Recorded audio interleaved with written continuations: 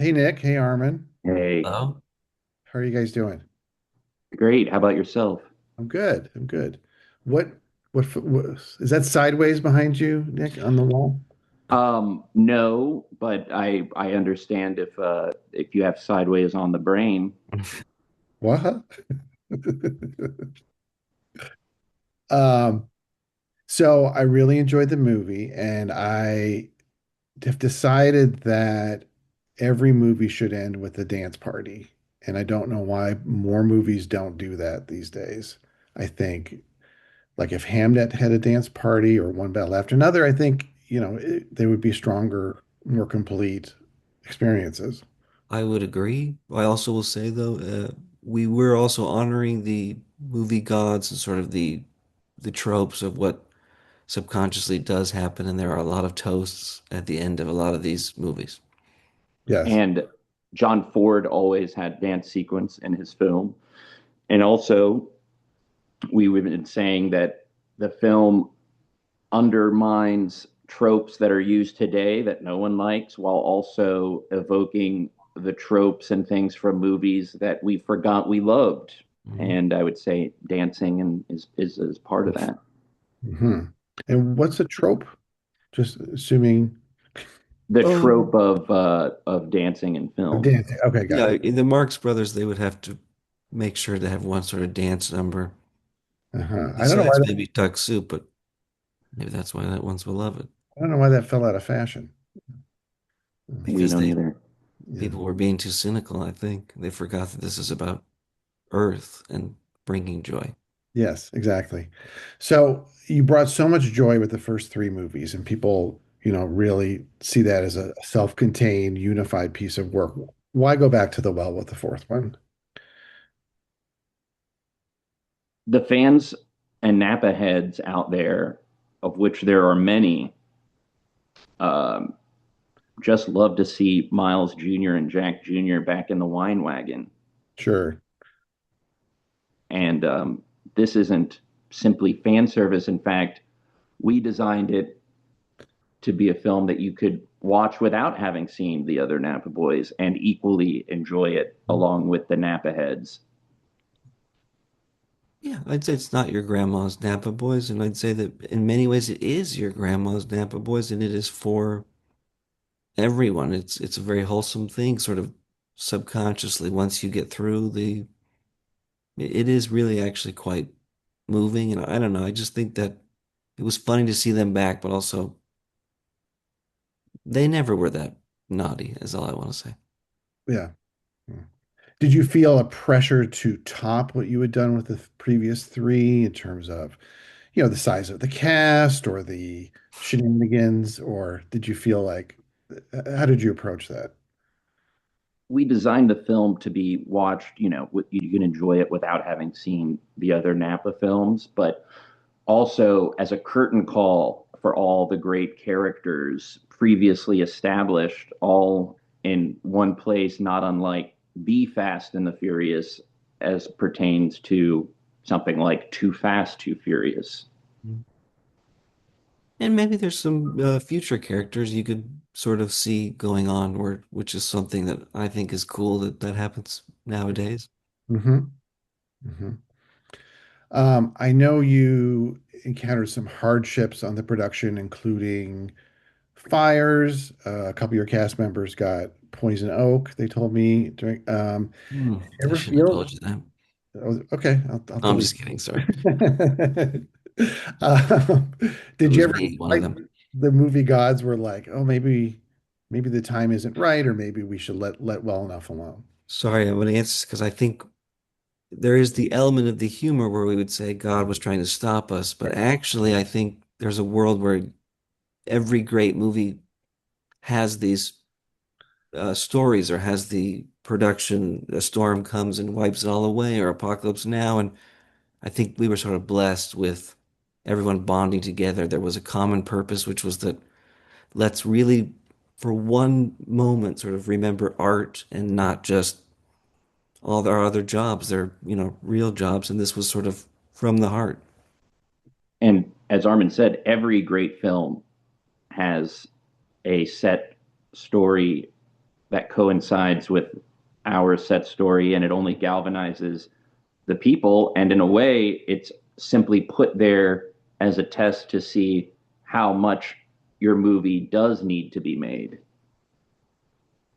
So you smell the smoke or you see the rash, you go, ah, yes, Mhm. this is our turn. Yeah. Yeah, all these books and documentaries told me that that's important, that we have to overcome. And then we were blessed with it because, yeah, we're living a dream right now. Even being asked questions by you is sort of is shocking. I'm so sorry that that's your dream, but No, uh, but I'm glad I'm making it come true for you. Yeah. Um, I will say, and this may be more serious, is when I talked to the cast, they did say they saw you guys tear up a few times during the course of making the movie, especially you, Armin. And I'm sorry if I'm betraying a confidence, but where did that come from? What were you feeling in those moments?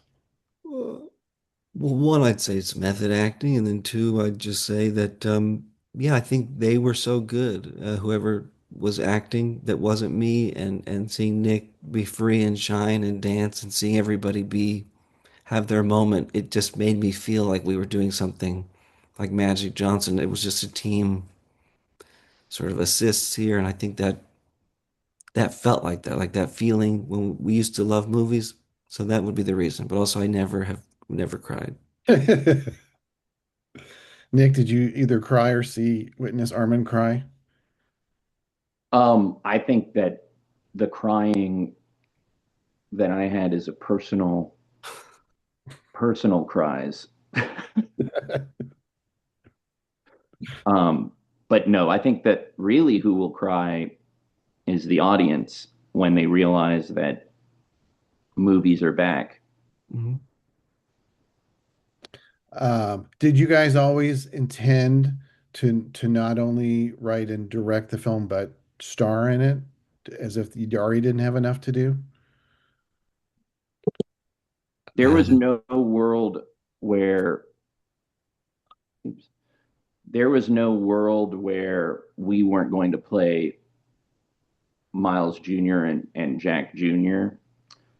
Um, so I think it was one of those things of a game of chicken with ourselves. And again, all great movies have these literal physical things that come in their way, but in those great movies cases, and in our case, it sort of rallied everyone around to make the experience actually happen. Um, I've seen this film compared to the works of Clint Eastwood, and a lot of run and gun, single takes, that sort of thing. Clint would often, he's still very vibrant, but it doesn't say action, but he says actione. And do you guys have a certain thing you say on set to kind of set the mood, set the tone, put people at ease when you're shooting? Well, I'll just say I think it is exciting to say action, as you've seen that in. But I think the calm, as you're saying, was before because they knew that we were going to make them look good. Yeah. And also, when you are limited in takes in this capacity, same with Clint, they know that there's not going to be four takes. There's not going to be all sorts of digital running, and we get to break and we get to do this. So it really focused everyone on being very present in the moment. And I was surprised you guys didn't get any sort of partnership with a wine company, like I did, like there were no Josh bottles around, product placement. Was that a choice not to sully the artistic vision with money? I will say that that was definitely a choice, and not because we're not famous and nobody wanted to sponsor us. It was because this was real and it was from the soul and it was slipped through like Lord of the Rings through the system to bring it to the audience. Nice. And Coppola wines, I think Coppola wines could come on board for NAPA Boys 5. So do you have Napa Boys 5 in the works? I hate to talk about the next project while you're still We milling. have them all written out and mapped Yeah. out. So, Okay. um, which one we decide to do is top secret, but Coppola Wines, I think, would be invited. So you don't have them in any order. Usually when they map them out, it's in a sequence, but you have a Oh, whole web of options to choose from. I think, yeah, to clarify that it is mapped out in sequence, but sort of where you come into the story can be more of the fluid thing that Nick was referring to. Okay, good. Well, that's my time. I just want to say thank you for this very silly movie. I really appreciate it. Thank you. Thank you. All right. Take care.